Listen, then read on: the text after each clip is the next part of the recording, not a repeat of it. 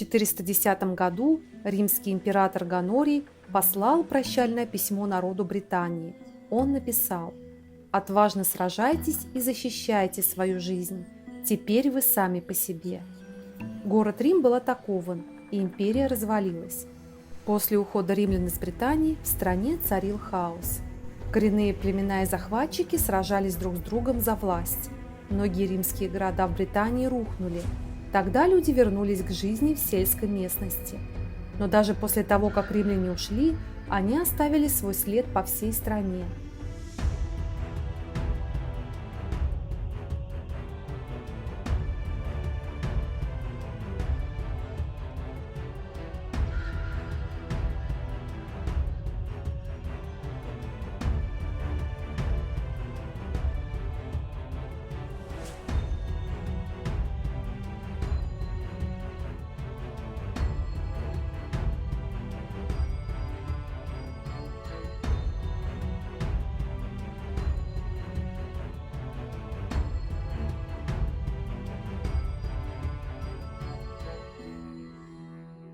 AD 43, all the peace and quiet was shattered because along came the Romans. Now they had tried to come about 100 years before AD 43, but it was a rough day. They'd all come across on their ships, and there was a lot of ships were wrecked, and they found what they called the barbarians, but it was us Brits, on the shoreline with their chariots, and some with no clothes on because they thought they were more threatening undressed that way. They turned around and went back again. They didn't come, they didn't stay. Okay, so AD 43 they come again, and again, not to be in friendship, they don't want to live alongside the Britons. They want to take over, and they want to force the Britons to work for them. So a lot of Britons became slaves, and the Romans would obviously boss them about, tell them what to do. If they resisted, they were killed, they were put to death. An awful lot of Britons were put to death. But often, as long as they put down their weapons, they were left to get on with their farming. As long as they didn't interrupt what the Romans were doing, and they got on with their bit, the Romans left them to it. Большинство населения было сельским и занималось сельским хозяйством. При общей численности населения 3,6 миллиона человек в конце IV века городское население составляло около 240 тысяч человек, а в столице Лондиниум проживало около 60 тысяч человек.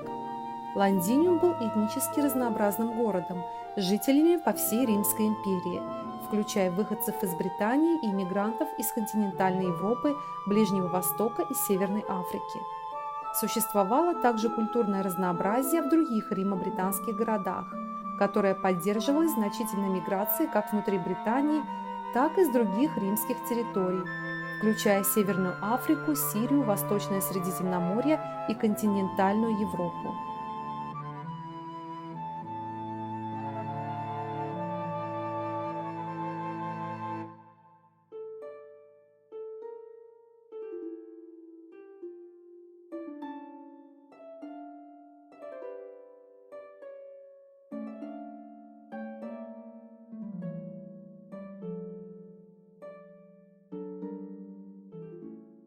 They eventually invaded a sort of like a line which went sort of like to York from, I think it's from Exeter to York. It's sort of like they went as far as that, and that was really because in those areas much more agricultural produce could be gathered, and that's their initial idea. But of course, eventually they kept proceeding further and further, and we've heard about Hadrian, of course, Emperor Hadrian. I think it was 300 AD, something of that nature.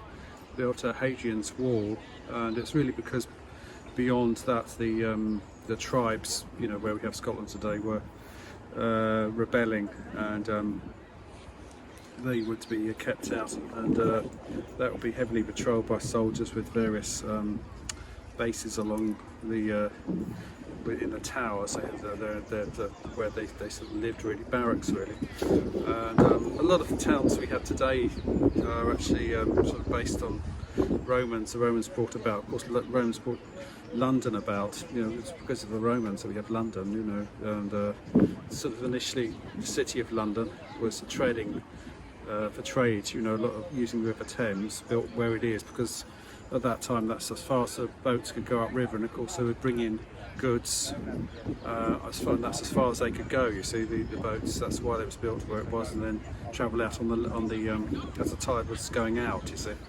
and so called Londinium, obviously at the time, as became London as it is today. And but we still have some of the roads as well. Some of the road systems, they would build roads very straight, and there are part of the A303 actually going west to Devon today. It's actually very straight, and that's because it was at one time built on an old Roman road. And also they provided water systems which far more advanced than anything that had been in place before. Like at Bath, for example, there's an area of hot water springs. They turned into effectively Roman baths, really, and sort of remind which. Римляне жили в больших городах. Римские города были расположены в виде сетки. Улицы пересекали город, образуя кварталы, называемые островками. Посередине находился большой форум, большая рыночная площадь, куда люди приходили торговать. Следующей после римлян группой, которые поселились в Британии, были англосаксы. Они были фермерами, а не горожанами. Они покинули многие римские города и основали новые царства, но некоторые римские города продолжали существовать и существуют до сих пор. Во многих названиях города есть римское слово «честер», например, Глостер, Донкастер, Манчестер, Чичестер, Силчестер, Сиренчестер. Слово «честер» происходит от латинского слова «каструм», что означает «форт». Лондон тоже был римским городом, хотя они называли его Лондиниум. Когда римляне вторглись, они построили форт на берегу реки Темзы. Сюда приезжали торговцы со всей империи, чтобы привозить свои товары в Британию. Город рос и рос, пока не стал самым важным городом в Римской Британии.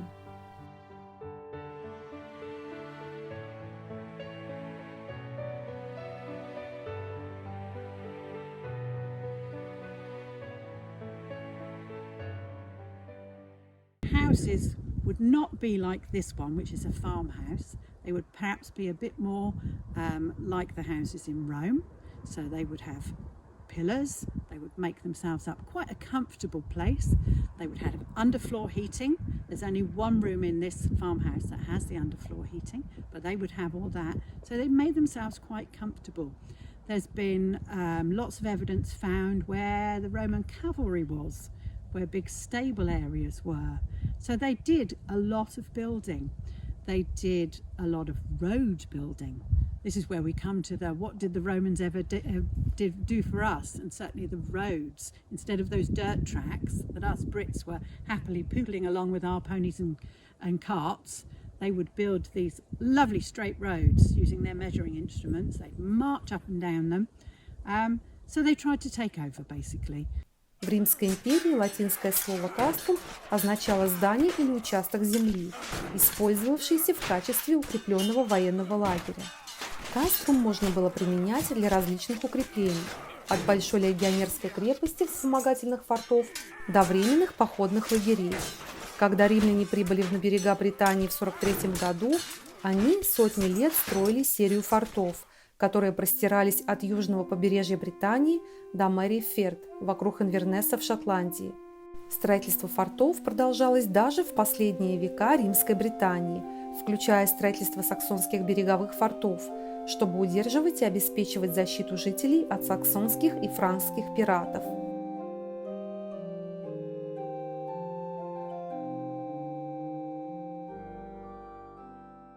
The internal arrangements follow one general plan, while in later forts the buildings are all of stone. In Claudian and Flavian forts wood is used throughout, and in many forts as late as 160 only the principal buildings seem to have been constructed of stone.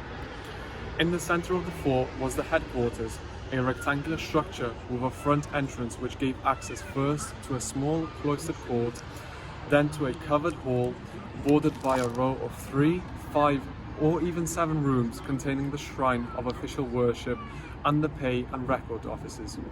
These filled the middle third of the fort. In the other 2/3 were barracks for the soldiers. No space was allocated to private religion or domestic life. The shrines which individual private worshippers might visit, the bathhouse and the dwellings of shops of the camp followers lay outside the walls. Such were nearly all Roman forts in Britain, differing little from those in other provinces.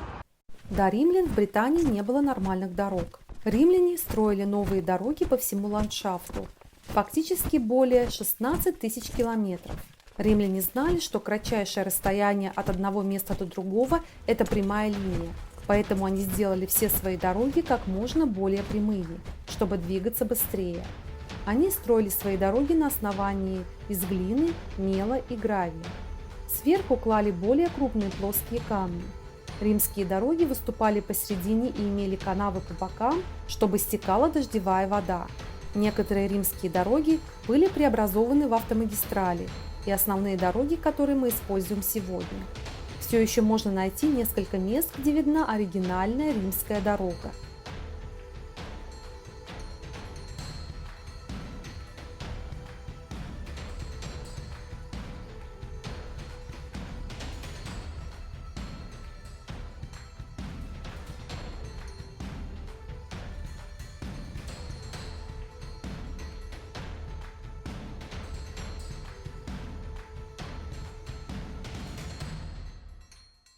Steps by which these results were reached can to some extent be dated. In 49 CE, a colonia or municipality of time-expired soldiers had been planted in the old native capital of Colchester, and though it served at first mainly as a fortress and thus provoked British hatred, it soon came to exercise a Romanizing influence. At the same time, the British town of St. Albans was thus sufficiently Romanized to receive the status of municipium, which at this period differed little from that of a colonia. London became important. Romanized Britons were numerous. In the Great Revolt of Boudicca, 60 to 61 CE, the rebels massacred many thousands of them, along with actual Romans. The movement increased over the next 15 to 20 years. Tribal capitals sprang up, such as Silchester. The hot springs of Bath were exploited. Another colonia was planted under Domitian, emperor from 81 to 96 CE, at Lincoln, and the third at Gloucestershire in 96. The fourth, established on the west bank of Ouse at York, belongs to the early 3rd century and marked the upgrading of an existing town. A series of judicial legates were appointed to attend the increasing civil business. До прихода римлян очень немногие люди в Британии умели читать и писать. Вместо этого информация обычно передавалась от человека к человеку из уст в уста. Римляне записывали свою историю, свою литературу и свои законы. Их язык назывался латынью, и вскоре некоторые люди в Британии тоже начали его использовать. Однако по-настоящему он прижился только в новых римских городах. Большинство людей, живущих в сельской местности, придерживались своего старого кельтского языка. Сохранилось много слов и фраз, пришедших из латыни. Такие слова, как «выход», что означает «он или она выходит», или «пешеход», что означает «идущий пешком». Современные монеты выполнены в римском стиле, а некоторые имеют надписи на латыни. На краю монет размером 1 фунта стерлингов написана фраза «Decus et tutamen», что означает «слава и защита».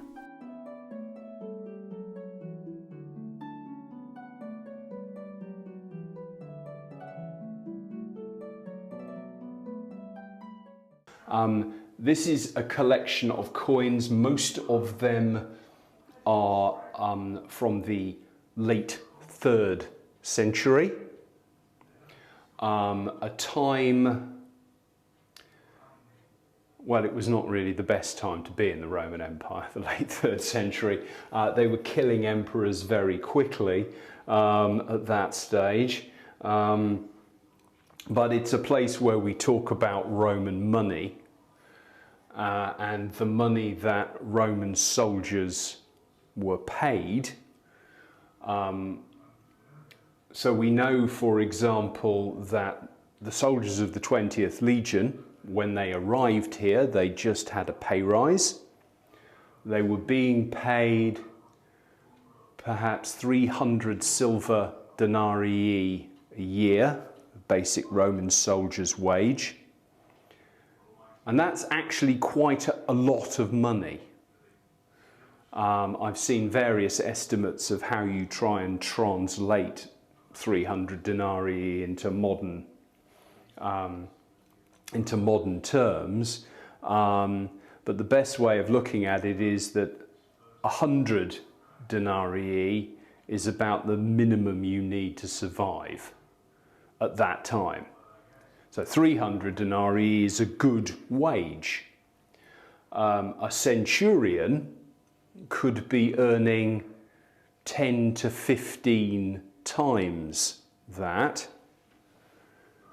The tribunes were largely of the equestrian class, and there was a property qualification. You had to own property worth 100,000 sesterces, which is about 25,000 denarii. No, it's 1 to 4. So yeah, about 25,000 denarii. The man in charge, the legatus, he's a senator. He has to have property worth 1,000,000 sesterces, 250,000 denarii. So the man at the top, he's got 250,000 denarii, and the common soldiers have about 300 denarii a year. That's the kinds of money that's going around, if you like. Of course, 300 denarii isn't exactly what you get, because you lose a certain amount of that for various deductions like food, bedding, training equipment costs, clothing. You're contributing towards your pension. But even so, you still have quite a lot of money left over for spending in the Canabae Legionis, that part of the civilian settlement that is built outside the fortress.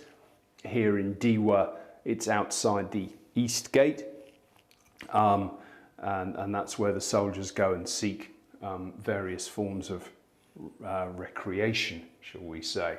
Важной частью римского общества были его магазины и рынки. Римские города были заполнены рынками, где ремесленники создавали и продавали свои товары. Эти магазины представляли собой небольшие помещения на нижнем этаже дома, которые ремесленники либо владели, либо арендовали для продажи своих товаров. В раннеримский период истории большая часть товаров, продаваемых в этих местах, производилась продавцами, однако это изменилось по мере роста Римской империи. Со временем класс посредников начал продавать продукцию в других местах и выступал в качестве оптовика для многих видов товаров. Состоятельные римские граждане отправляли своих рабов на рынки за покупками. Более бедным римским гражданам приходилось делать покупки самостоятельно, и они часто были больше всего озабочены покупкой еды. Бедняки сосредоточились на покупке хлеба прямо из духовки, каши и овощей, таких как бобы и чечевицы.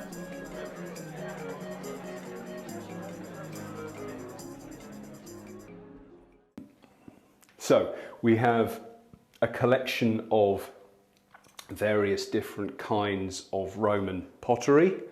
Roman pottery, obviously you can talk about the coarse wares, the basic orange and darker coloured, ordinary, if you like, the kind of pots and pans that you would use on a regular basis.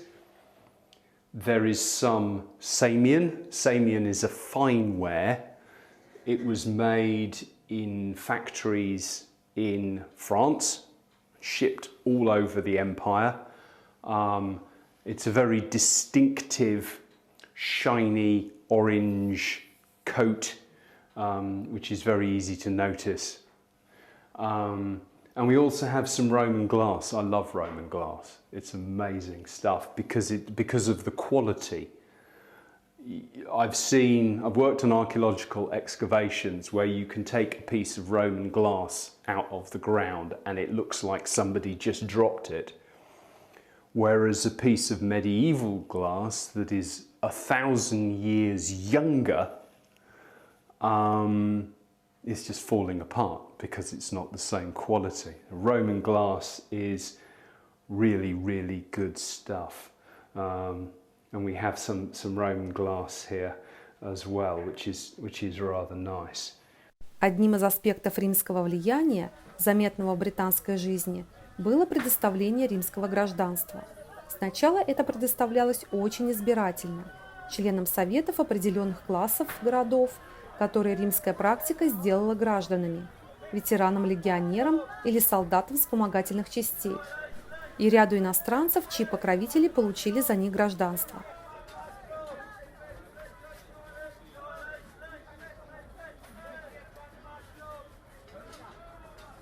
Предоставление римского гражданства постепенно расширялось, и гражданами становились все больше людей из провинций. Один из способов получить гражданство для провинциального жителя – служить в римской армии или в городском совете. Число граждан неуклонно росло, поскольку люди унаследовали гражданство, а императоры предоставляли все больше грантов. Римская жизнь не всегда была связана с работой и в основном вращалась вокруг досуга. Хотя римляне посвящали жизни своему делу, как высшие, так и низшие классы, они считали, что работа и отдых одинаково важны. Высший класс занимался своей борьбой за власть, а низший класс занимался сельским хозяйством и рыбной ловлей.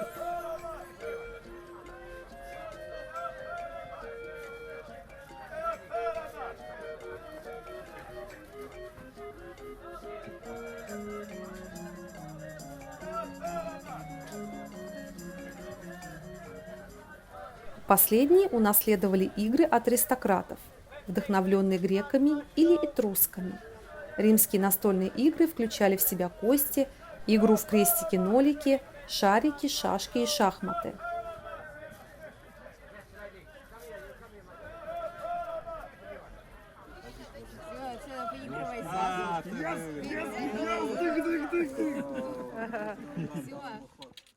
Every culture has a dance, and ancient Romans are no exceptions.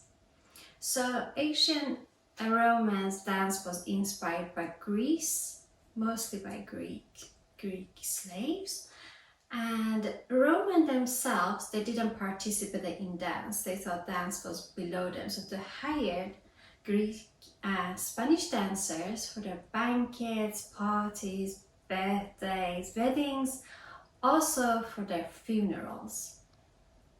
Eventually, these Greek dancers opened dance schools, and Romans sent their kids to these dance schools, and that's how the dance came to Romans also. There are dances that are natives to Romans, such as belly crepa. Belly crepa is a dance that was introduced by Romulus, which is the founder of Rome. In this dance, the warrior would wear the full armor, and they will go up and down Rome's city just before a war. And in this way, they would demonstrate their strength, synchronization, and power. I guess you can compare that with today's military march. Priests also had a dance called Pyrrhic or war dance. In this dance, priests also would wear a full armor. They would hold a shield on their left arm and a staff on their right arm. Priests would also perform fertility dance. Other popular dances were Bacchanal, which was in honor of the god Bacchus, the wine god. I think some part of this dance is still danced in South and Central America. Roman believed that you should dance with your whole body and soul, influenced by religion. And also they would tell stories mostly about the goddess and gods of the time. And these stories were told by dancing without words, so they call this pantomime or miming. Pantomime could also include musicians and singers. Pantomime has two main parts. One part is the dancing, the movement, which dancers could teach each other, and one part is the miming. Miming was reserved for very good dancers.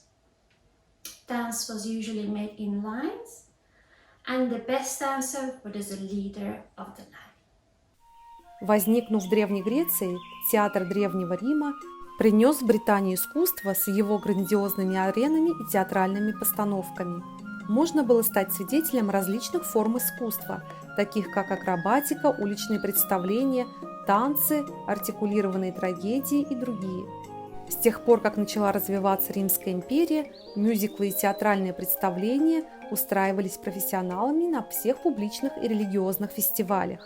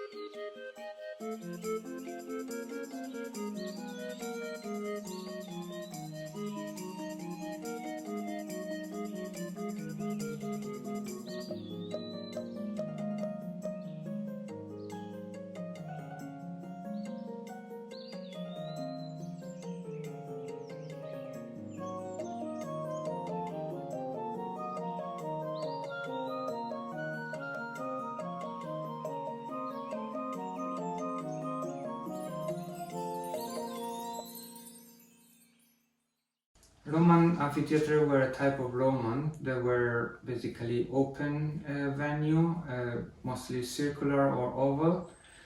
They were different from the traditional circus or hippodrome because they were used for mostly the most famous gladiator combats, animal slaying, and executions. We don't know yet when the first amphitheatre were built during the Roman, but there were some records showing that the first important amphitheatre were built during the 2nd century before Christ, and then start to grow in terms of popularity since the imperial time, when every city, important city in Imperial Roman, were basically part of the suburb of the city, and then entertaining basically all the people living in that area. Now, amphitheater is basically the meaning of amphitheater were basically the all around venue basically, and the venue were used for most of the attractions that there were at that time. The main thing about the amphitheater that were quite big, they could reach a capacity around 40,000 to 60,000 people, and the biggest one, like the Colosseum in Rome, could reach up to 100,000 people in the same event. But with the centuries, the amphitheaters start to decline in popularity. Most of the causes were because gladiators start to disappear from the public life. They were not anymore making entertainment combats due to various reasons, mostly economical, because the gladiators were quite expensive, and also due to changes in religion, for example, when the Christianity were starting to take over. They were against this type of combats because they were saying that were abominable and it was a waste of money. Although the animal slaying continued to make heavens and be popular, but around the 6th century after Christ, they start to decline in the same way because of the higher cost for these animal combats, basically. So what happened to the amphitheaters? They start to be abandoned or vandalized, or some of them they were destroyed, and the same material used to build something as some other buildings that were necessary. Some of them they're still surviving nowadays, most of the famous are like the one in Rome, most of the also France and UK, some of them you can still see them, and they were nowadays they are protected as a monument, historic monument, and most of them are still open to as a visitor attractions. And few of them, like a couple of them that are still used, like the Verona Arena and the arena in Nimes in France, they are still used for nowadays musical concert or classical theater plays. And and this is the one that you can visit all around the year and is open to the public. And how we say in Italian, fino a che il Colosseo esisterà, Roma esisterà. Гладиаторские игры были одной из самых знаменитых и ожидаемых игр в Риме. Толпа взрывалась аплодисментами.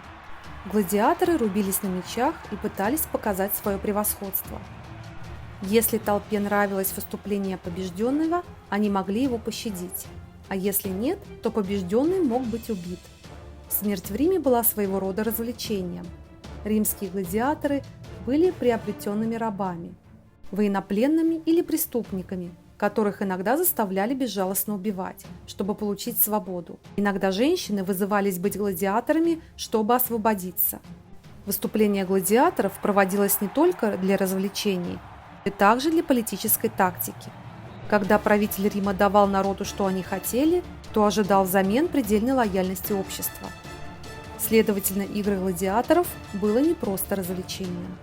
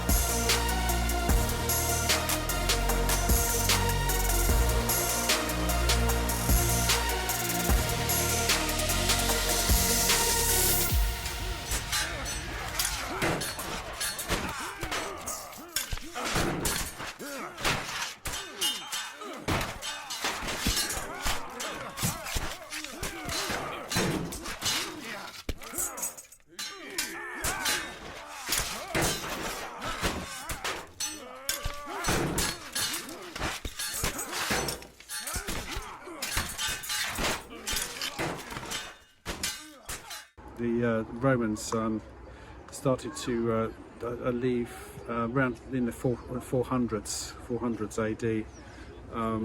It's really because their empire was under attack from all the tribes all across Europe, and they just didn't have the soldiers to sort of support the empire, and they left. I'm not quite sure. It was 400 and something.